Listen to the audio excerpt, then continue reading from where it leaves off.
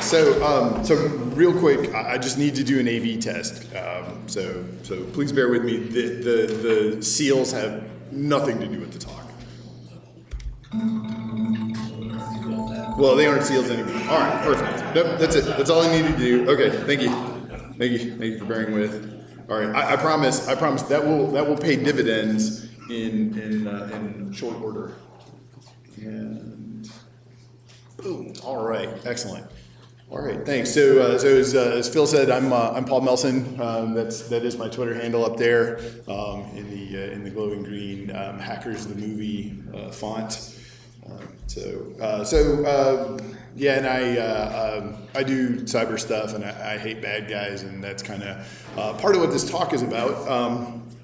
But before we jump into the fun stuff and the entertaining stuff and all of that, I gotta put a couple dollars in the jar.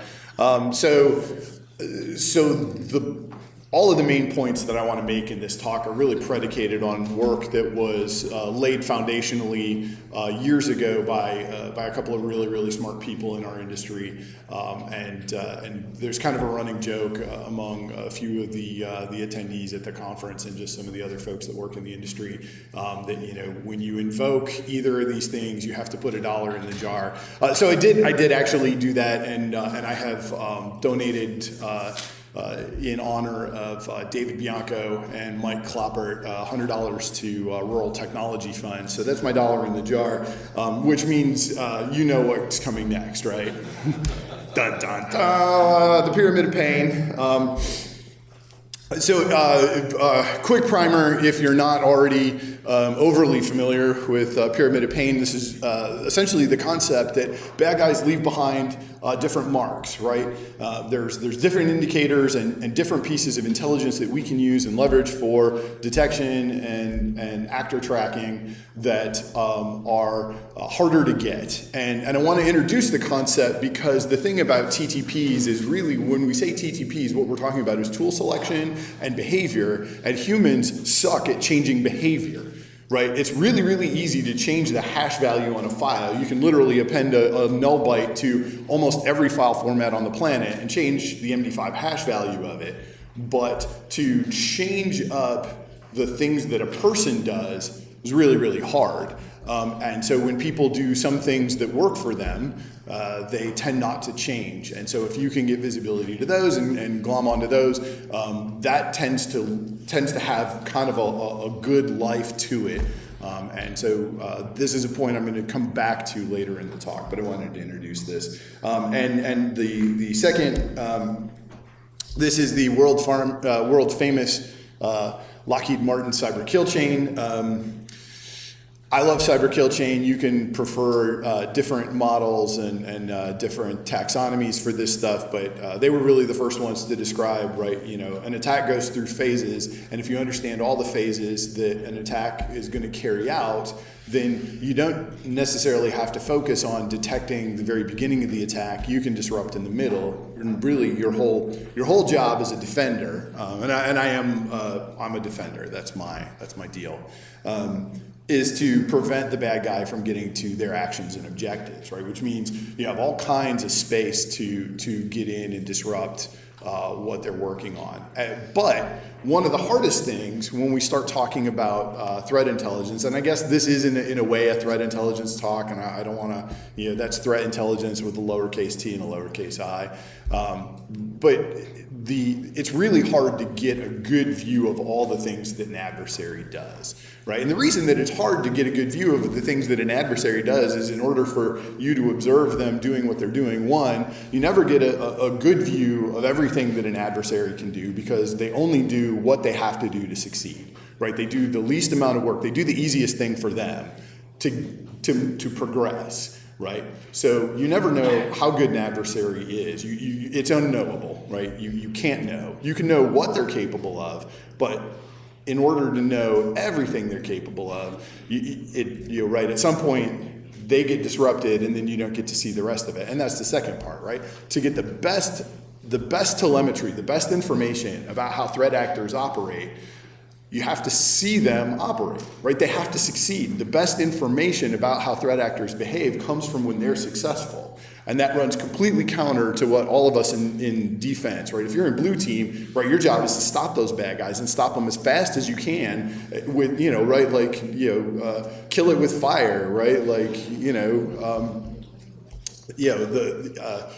contain with prejudice, right? The whole point is like, as fast as possible disrupt that actor. And what that means is that you don't get to learn the rest of the stuff you'd want to learn. And this is, frankly, the challenge. This is the tension between the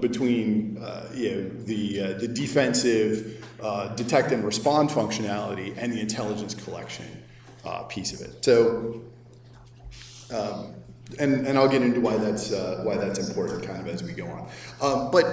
So we're going to start with one of the things that bad guys throw away a lot, which is malware, right? Malware is disposable payload, right? Did everybody agree that like there's more malware than anybody cares to, like there's so much malware, and I thought earlier on in my career naively that I could get to a place where like I had a really good understanding of all the malware, and that at some point there's kind of a limit to what's out there, and the more I learn, like it feels kind of just like a tidal wave crashing on the shore. Like there's just so much out there, but at the end of the day, it all has to follow kind of, its prescribed role inside the kill chain, right? So malware has a to-do list, right? And so it's, right, it has to run somewhere, right?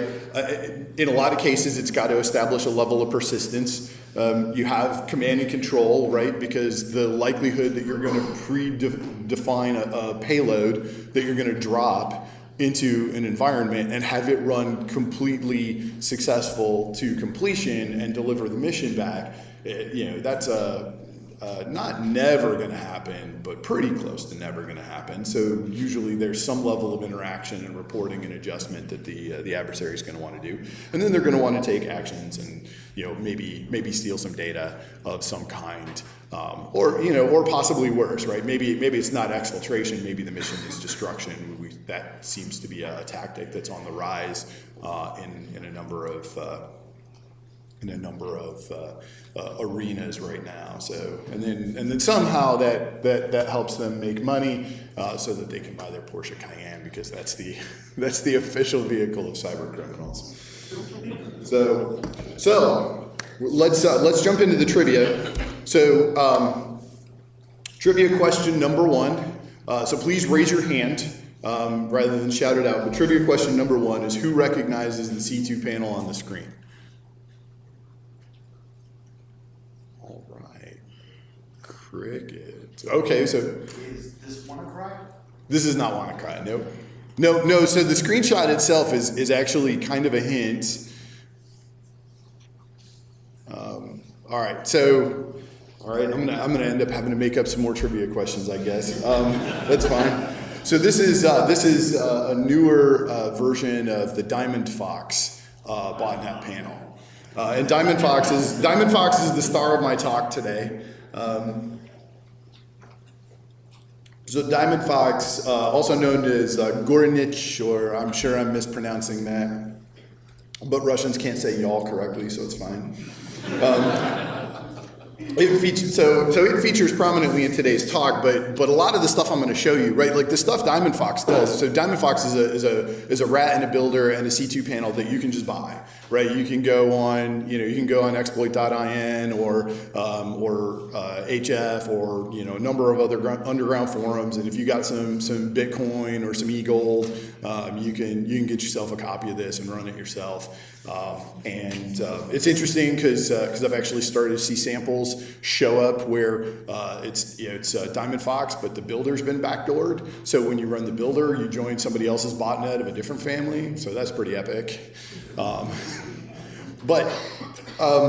But so anyway, it has a lot of functionality. I first kind of started paying attention to DiamondFox because it's kind of, so DiamondFox is where Black POS has gone to retire. So one of the things DiamondFox offers is card RAM scraping functionality for stealing credit card numbers out of memory. It uses Black POS is what it drops. But in addition to that, it's a keylogger and a rat, and it does web form and RDP login password stealing. It does screen captures, and it can do email and spam relay, right? So it's kind of a Swiss Army knife for scumbags, and it is one of several. And I want to make the point that it's one of several because we're going to get kind of a little bit deeper on DiamondFox, but this stuff that I'm going to show you could do with anything. Like almost any of the commodity class rats out there are going to have some of the same things going on with them that we're going to talk about with DiamondFox. Also, before I move on, warning, live malware. So I'm actually going to go pretty deep on showing some pretty real stuff. You're going to see a lot of domains and a lot of information. I'm not obscuring. If it's obscured, it's obscured for the safety of other potential victims, or it's obscured for my safety so that I don't accidentally get into a gray area where CFAA is concerned, and that'll make more sense as we get into this. But it is not obscured for your safety, and it is not obscured for the safety of the bad guys. Now, I don't care about them, but I do kind of care about you. So just, if playing around with malware and malware domains is not your, your specialty, it's not your hobby, go slow, be careful. This is live. In fact, some of this may still be hanging out on the internet. So I want to talk about why we start with malware binaries in the first place and using PE, which is Windows Portable Executable Format, why we want to pivot through PE files and what some of the things that we can do there, right? Because this is the stuff they give away. They have to deliver the payload, you have to get some malware for the attack to move forward, they can't obscure it. They can do some things to make it harder for your signatures, your antivirus and the rest of it. But if you, as an analyst, are analyzing it, they can't hide from you what's in it and what it does if you're willing to work with it.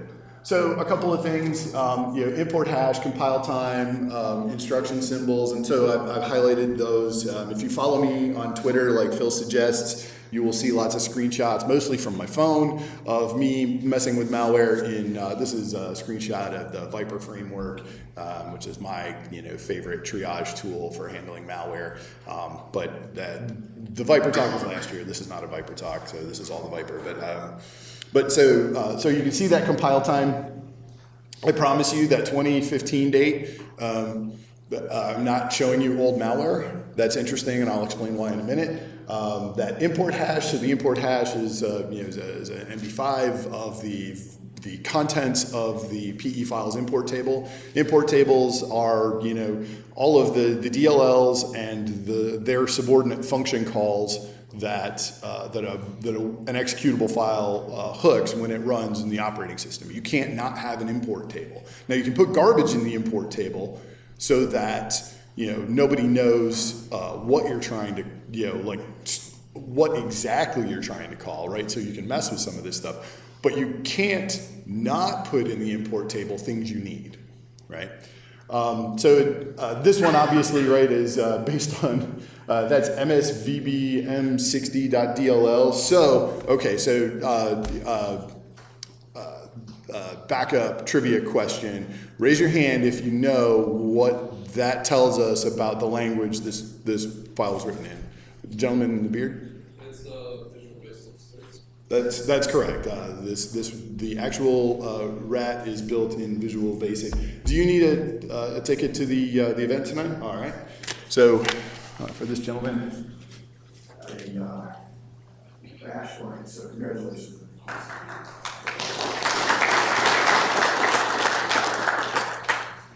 All right. So yep, it's built in VB. As somebody who reverses malware, I hate VB.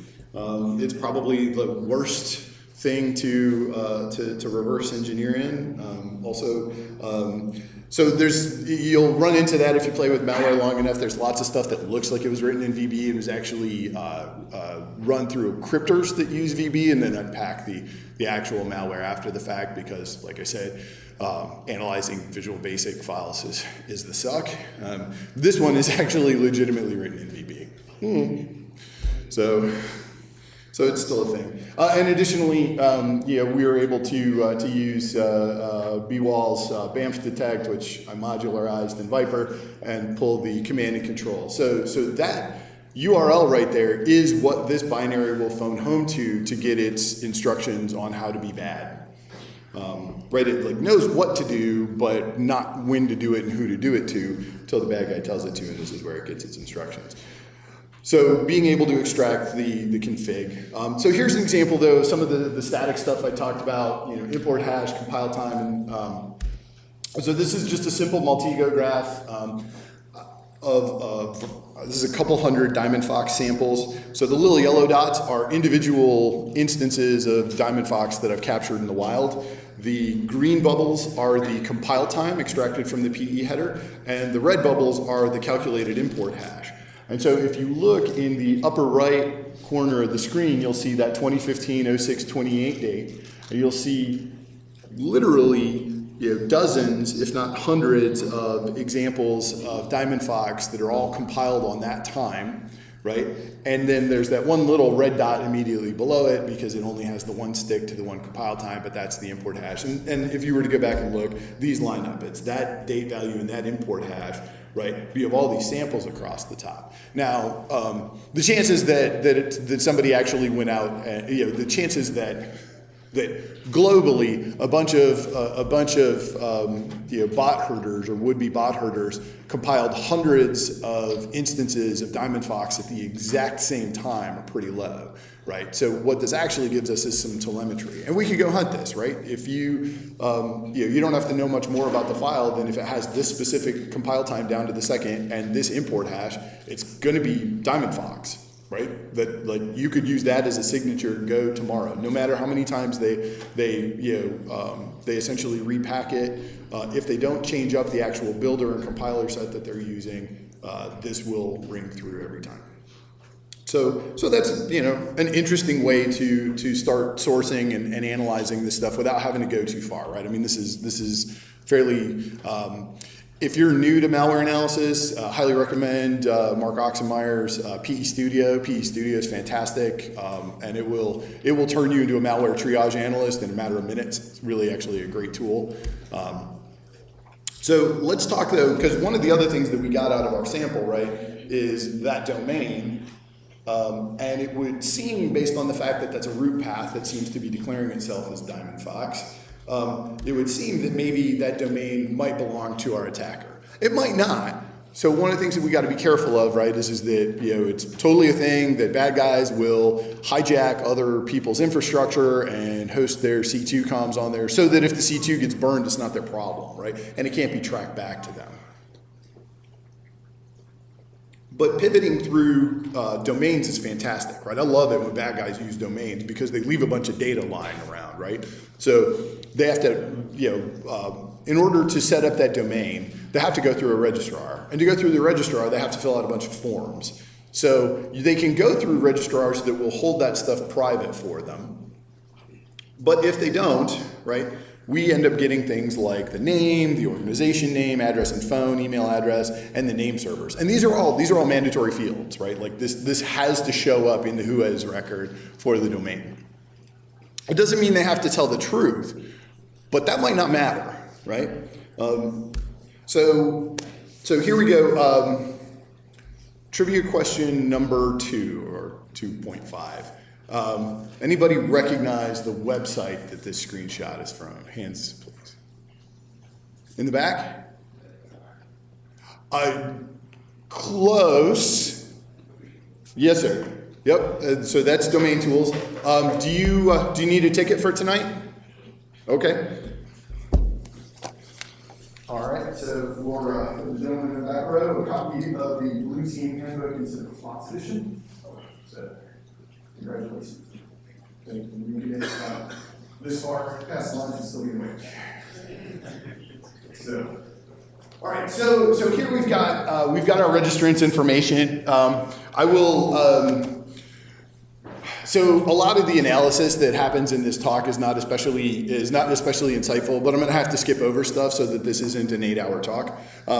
So just trust me when I tell you that that is not dude's real name, and that is not his mailing address. But some of the stuff that's in here turns out to be correct, but we don't really know what yet. The one thing I do know is that when we don't have an obfuscated, right, like we don't have a privacy broker handling the registrar, that email address has to be something that the attacker controls at some point in time. It doesn't have to be their primary address, but the fact that it was used means that at the point in time of the registration, the attacker had control over that email address.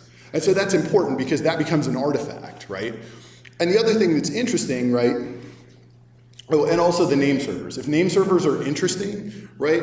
You know, I mean, Dove server, maybe, maybe not. I mean, that's unique enough that if it maybe matched with some other hallmarks, we might be interested in that, and it might tell us something. So, so the gentleman in the back shouted out another product name, and this is a screenshot from that product where we pivoted on some of this same information and did some lookups. There's lots of ways to get at who is data, and all I did was simply take the name and address, which, like I told you before, are garbage, right? Like that's not the real mailing address of this individual, and that is not his real name, but he registered a bunch of other domains with it, which is sort of weird that he does that, and you'll see why later that it's weird that he did this, but he did. And actually, if you Google that name, so I will. So the address and the phone number purport to be from Nigeria. I will. Spoiler alert: our bad guy is actually from Nigeria, and that name happens to be the name of a famous fraudster who got a bunch of time in jail. He was a pastor who was defrauding people of money and got sent to jail. So it's interesting that he picked that name. I don't know if maybe culturally that would be similar to somebody registering something as like John Gotti in the U.S. I don't know. Maybe not. So that's the thing. But anyway, we've got some more domains. Interestingly enough, too, we see in a couple of these, we're picking up more email addresses, and these are all good artifacts to capture because these are all things you can pivot on, right? Like, so he probably had control, especially Gmail addresses, right? They don't cost anything. They might be disposable and they might not lead anywhere, but if he had control over them, just the fact that you see them later gives you a link back, right? So we've got to think about this as capturing those unique data points that are useful and pivoting on them, right? And so that's what a lot of the talk is. So all in all, we've got 49 domains registered by this identity, and if you can see that one up there in the upper left that has the red box around it, that one is especially interesting because we're going to see it again later. So anyway, even though a lot of these domains that I'm showing you aren't probably used in malware command and control,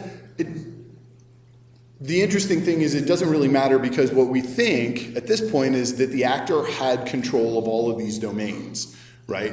Legitimately or not, he had control of them, which means that whether they are hostile now, they could become hostile in the future because what the artifacts we have are, here's a domain that was registered and used for command and control for a piece of malware, and here's 49 other domains. We don't know if they're malicious or not, but we know that they're under the control of an actor who's involved in malware. So if we don't recognize or have to do business with any of these domains from a pure detection standpoint, why not detect these as well, right? Let's pretend they're C2 until we know they're not. Because what's the business impact? And in this case, unless you're in a particular vertical in a particular part of the world, it's going to be none. And I'm being vague because I don't want to spoil the surprises later because they're pretty good. So let's talk a little bit about passive collection. From an intelligence standpoint, this is also pretty useful, right? And so I want to talk a little bit about what else will malware tell us about itself? Like, what else does malware leak, right? You can run it in a sandbox and get some interesting stuff about it. But so we know that, so now we know where the infrastructure is, right? The adversary infrastructure. And maybe it would be okay if we passively interrogated it to see what might come. And so I want to talk about a couple other things, right? So people that run botnets are essentially going into a service provider and system administrator role for themselves, right? A lot of rats are, at the core of them, very similar to remote management tools like you would use on your enterprise network today. And so a lot of the same principles that apply to making that work at scale apply to making malware work at scale, like testing. And that final bullet point there's no place like 127.0.0.1. So this is sort of tangential to this talk, but I made a Twitter bot earlier this year called Scumbots that you can follow, and Scumbots does hunts malware for me, and most recently I turned it loose on Pastebin. Which is a good chunk of that tidal wave of malware I mentioned. Like, oh my God, I had no idea how much malware was on Pastebin. And the bot only tweets out about 70% of the malware it finds, because the other stuff kind of falls into uncategorized or unparsed data sets. But one of the things that surprises me is that somewhere between 15 and 20% of the malware that it rips the configs from have the C2 of 127.0.0.1, and when I first saw it, I initially thought, one, that Ryan was trolling me, and that two, that we had people that were just playing with builders and testing like the builder itself just to see if it could go out, but like, just making mistakes, right? Just clicking next too fast and like screwing something up, right? And that they would go back and learn. But actually, as I started going back to some of those static pivots I showed you earlier with like the builder, some of the tool marks from the compiler and the builder and the region and some of that stuff, I started realizing that I could tie stuff going live with 127.0.0.1 to being followed hours later by stuff that had live C2 and was probably built on the same system. And that's because bot herders are unbelievably fond of installing their rats on their own computers to connect to their C2 and test and make sure that all the bad stuff that the rat's supposed to do works. That sounds potentially interesting. So, back to my earlier question. What if we were to passively interrogate the command and control from our DiamondFox sample? So this is our specific actor's DiamondFox panel, or more correctly, my mirror of his panel. If you take a look at the URL, you'll see that's all local on disk. And we're going to spend some time with this guy's panel. So caveat time. So CFAA has lays out specifically certain things you can't do. And in no case would I, or can I recommend that you would infiltrate or interrogate another computer that you don't have explicit permission to access by using a stolen or found set of credentials, or that you attempted to exploit any sort of vulnerability to get access to anything that wasn't otherwise openly available to any browser that might connect to a website on the public internet. That is a hard line I did not cross here. And the reason that that's a hard line I did not cross here is A, I don't look good in orange, and B, the hard part with this is that we're gonna look at this guy doing stuff to himself, but we're also going to be in and intermingled with potential victim data. So there's a lot of data I just can't in good conscience show you because it's coming from other people's systems, and since they've not it just wouldn't be the right thing, right? So we'll leave it there. So yeah, what good's a keylogger without logs? Not very good, is it? I mean, it's kind of in the name. So what happens when our bad guy decides to test his tools, and what he's testing with is a keylogger, and then he decides to log into his own panel,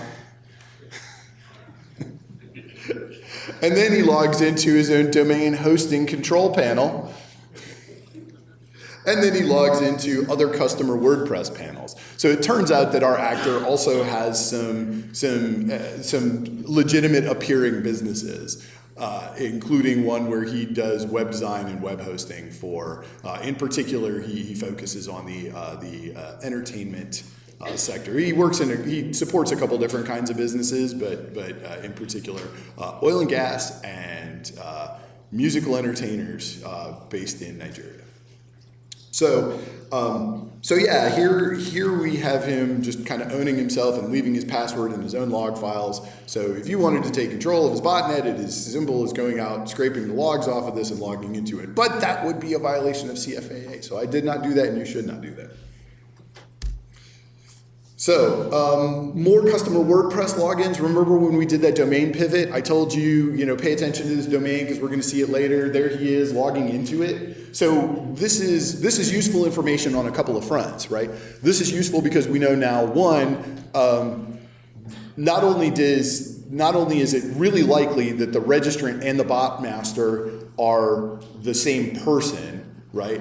But also that what we're looking at here is not a victim, but is the actor, right? Like we get confirmation on two things, right? One, he has control not just of the domain, but of the system itself, and that the activity that we're looking at in a particular time range inside these logs is the bot master himself, and this is borne out by some dates. His real victims don't start to roll in for another 11 days after the testing. So in this case, it's a nice window, but we still want to be cautious. And you can see there are more domains there. He basically logs into every WordPress panel that of all of his customers. And he doesn't stop there. He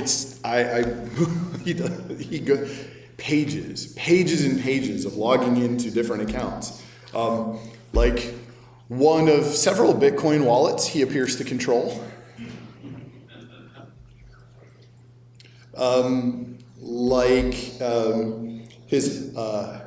His hide my ass login. Yep.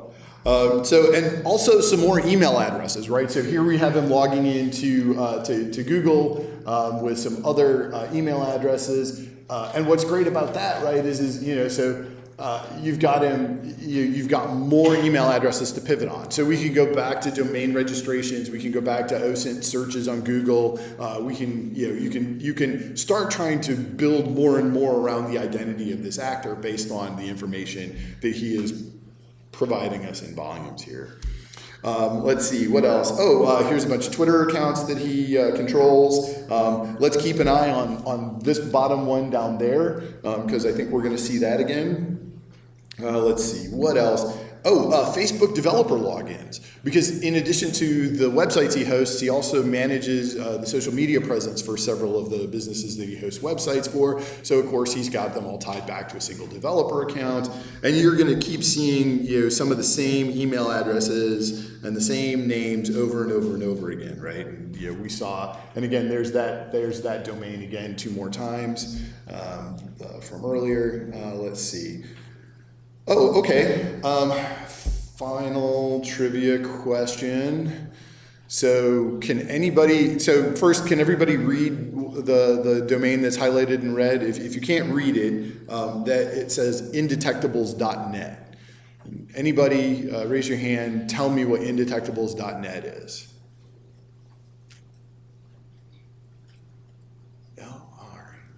Okay, well, we'll have to make up some more trivia questions later. All right, so indetectables.net is a hacking forum, similar to exploit.in or hackforums.net. And so maybe later we see him use this site to do some other stuff, right? But this is where he's I mean, so this is, I think for me, this is my confirmation of scumbag, right? Like, this isn't just some guy playing around with the thing he found. Like, he's legitimately actively involved in cybercrime and has a presence on one of the underground forums.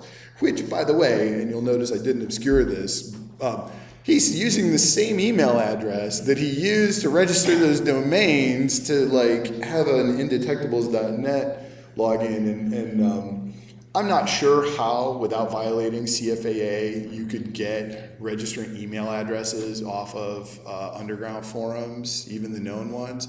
But man, if you had those, think about the Intel pivots you could make with those. That'd be pretty cool.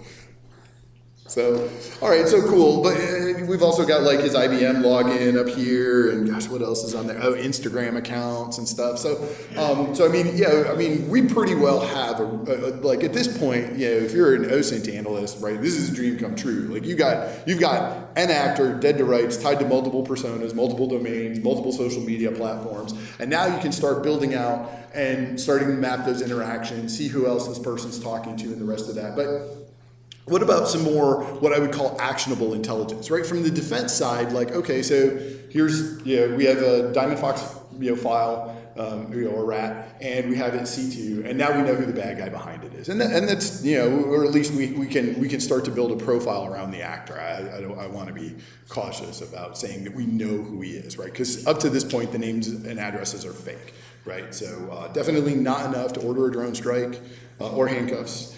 Oh yeah, I love logs because his rat's not done with the logs. So in addition to all of the logins that we captured with the password capture for web forms, he also logged literally every keystroke for a week and a half to his panel.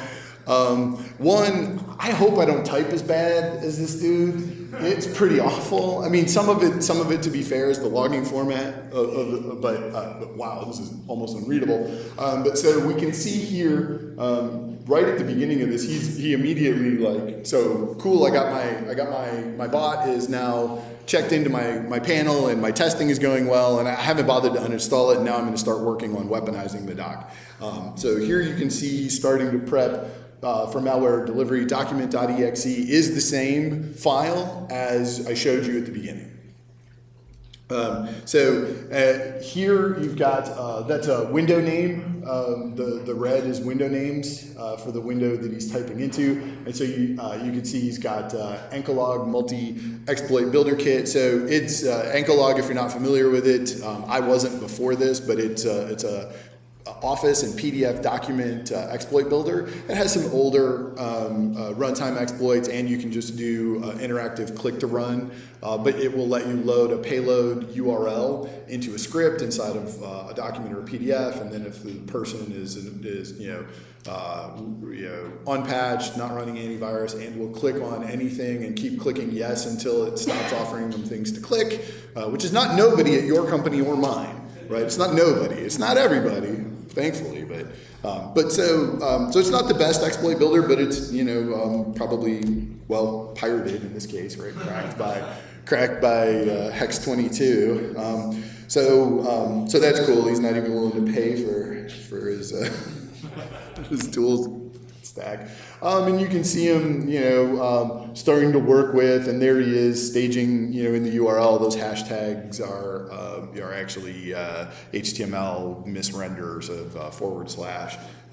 So you can see him starting to build out the URL for a Python script that will do the embedding for him. You come back here. Here he is actually opening up Microsoft Word to make the doc file that he didn't have when he ran the script the first time. So he'll eventually get it right. If you can see the words in there, it says fidential. I think it probably was, maybe he said confidential and the keylogger is not great, or maybe it just says fidential document below. I don't know. He's not trying real hard. The rest is the Python doc builder and script run down here. So you can see and he completes it and he builds this document. What I would like to show you, but also don't think it's appropriate to show in a very public forum like this, is the rest of this, where you can see him do some spear phishing and some targeting with this, right? So we get to see how he's delivering it. It's email. It's he tries about as hard in email as he does here with the doc, but unfortunately that turns out, like I said earlier, right? Like, bad guys only go as hard as they have to go to succeed, and it turns out in his case he didn't have to go that hard. So anyway, so that's kind of cool, because we get a look inside of that. One other thing that I just kind of wanted to show off is some of the other stuff that panels leave lying around, right? So these image files, right, are part of the panel kit, and so we can pivot on these as well. Google image search for the win, and there's somebody else's DiamondFox panel, another domain that we can, so this is pretty low-tech stuff, right? Like, just get a collection of images from different malware panels, do some Google image searches, and if Google's crawled it, which, it doesn't always, but sometimes it does, if Google's crawled it and seen the image sitting out there, you can find the domains of some of these panels hanging out there. So that's pretty awesome. And again, more passive intelligence collection, right? So let's recap a little bit. So what did we learn here, right? So we've established an actor identity. We established that this person has control of domains and social media accounts. We have some comms info for him, a list of email addresses that he has control over. We have a phone number. And it'd be interesting to see if that phone number is legit or not. We have a Bitcoin wallet. We have some other accounts that, again, if we were willing to violate CFA, which I'm not and you're not, we could get more Bitcoin wallets associated with him. And we were able to get toolchain and TTPs, which is is fantastic, right? Because going back to Killchain earlier, right? Now we've gone from a single piece of malware, a couple of quick pivots, and just some basic analysis, right? I haven't done anything especially high tech here, right? I mean, I did that MultiGo thing, but you could totally have skipped that to get the rest of this. And so, right? So we've got the delivery, exploitation, installation, and command and control, and we don't know what his actions and we don't know what his actions and objectives are, but we might be able to guess based on some of the targeting info that we gleaned as well. We've got great visibility to the actor actually weaponizing and delivering their payload, where we are all up in his C2. It's fantastic, right? I mean, this is from an intelligence perspective, to work back from something as simple as a malware sample forward to this level of visibility is kind of in my book, that's a big win, right? Like, I wish every adversary that we build profiles for on my team, like, I wish we had this kind of telemetry. And let's come back and visit the pyramid of pain. I paid good money for the use of this slide. And we got everything but network and host artifacts out of this analysis too, right? I mean, we basically started with a hash value and a tool, and we were able to pick up everything else along the way. Now, I want to clarify that what we have is a set of TTPs for this actor, right? We could check that last box, the network and host artifacts, if what we were starting from is a malware sample recovered from a victim system on our network, right? We just, we collected this sample from the wild, and so, but it wouldn't be too hard to get this going in a sandbox, or even upload it to like hybrid analysis or one of the free tools and get some of this telemetry too, right? We have everything we need to check all those boxes. But back to my point about we have a set of TTPs for this actor, right? The value of those TTPs to us long term as defenders is really dependent on how much success the actor has, right? There are two things that make actors pivot, right? One, knowing that their cover is blown and that they can no longer go to non-extradition countries for vacation. And two is that they don't work. And really, it's the other way around, right? They change when stuff doesn't work, right? This is, I'm making money, so if I'm not making money, I'm gonna change up what I'm doing till I'm making money. So just because we've observed an actor trying a thing, if we don't have a good valuation of how successful they were, we don't know that they're coming back to these TTPs or not. So, like I said, I'm not sharing a lot of the victim activity. We could say that he's had some success, but not a lot. I wouldn't be surprised to see this individual pivot again, perhaps slowly. But I don't think that he feels like he's got a winning formula here. I'm guessing he'll make some adjustments as he moves forward. So that brings me to my next point. So let's talk about intel gaps. What are the things we still don't know? I mean, like, if we really want to own these bad guys, right? If we really want to know like everything we can know about them, what don't we know? Like, so we still don't have a real name, still don't have a residential address, right? So ergo, no handcuffs or drones, right? We don't have any photos of the subject that we could hand to law enforcement to support putting some handcuffs on this person. We don't have any information about known associates. So is there anything else fun that we might want to collect about this person too? Who knows? But let's see, shall we? So let's go back to that phone number from the domain registration and start doing some public record searches. This is just basic OSINT stuff, man. I just Googled the number in a couple of different formats, came up with this one, and we come up with a Sam, but in this case, it's a Samuel Mikolai at a different address, but actually in Lagos, Nigeria. So what happens if we look on social media profiles? Oh, check it out. Like, now we have a name associated with this guy. And, oh, hey, remember that domain and that email address from earlier?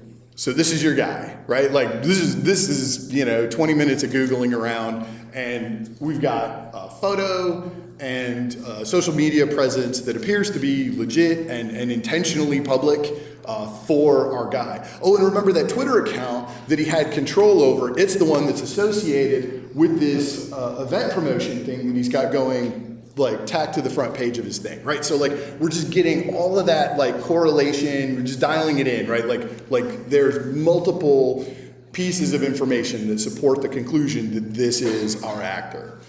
So what else, right? Known associates. Keep searching on that number. We find some more Facebook stuff. Here's that same number being used as part of a real estate deal on Facebook, which was sort of a weird pivot for me, and I thought that it might at first just be a typo, but it turns out that it's not.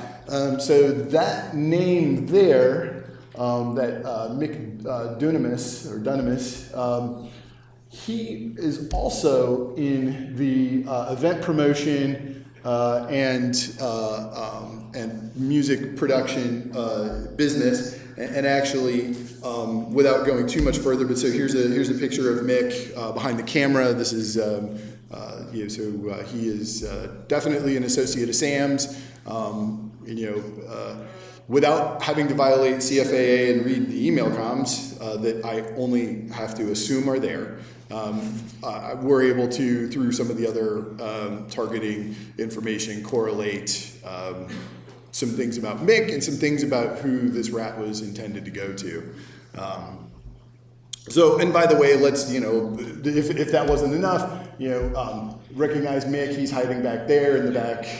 But he's also in there with this guy in the front, who is this guy, who, to be clear, I don't believe this individual is directly responsible for any of the cybercrime stuff, but what he is responsible for is working with both Sam and Mick to put together this music video. And you can't be, so this is, I had to finish on this, and this is why I wanted to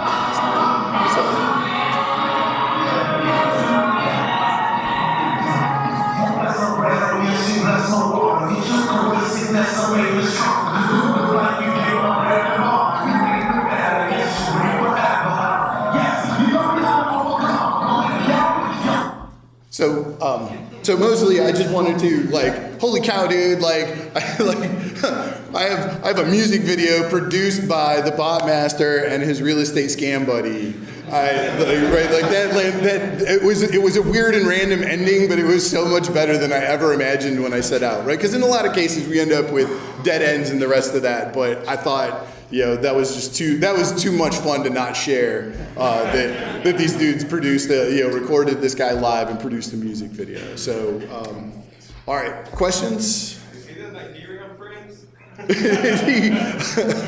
So I did not see. So there's no logs in the SMTP server portion of the botnet. So he is not your Nigerian prince. Sorry. Question. How did I get access to the admin panel? That's a great question. And, so the first question goes to this gentleman here. The copy of the food deck. The answer to your question is, and you guys mean the same? Oh, yeah. You. All right. So you're gonna. So the answer to your question, what I did was wget-mirror. I did a little bit of trickery with the user agent string. So DiamondFox comes precompiled with the same user agent string in it. So that's, I guess I kind of yada-yada'd over that. That's another good one. If you, it's got a MyApp, it's got an IE4 MyApp user agent string hard-coded into it. So, that tool set is actually pretty dead legitimately. So you see that outbound from your network more likely than not. It's DiamondFox.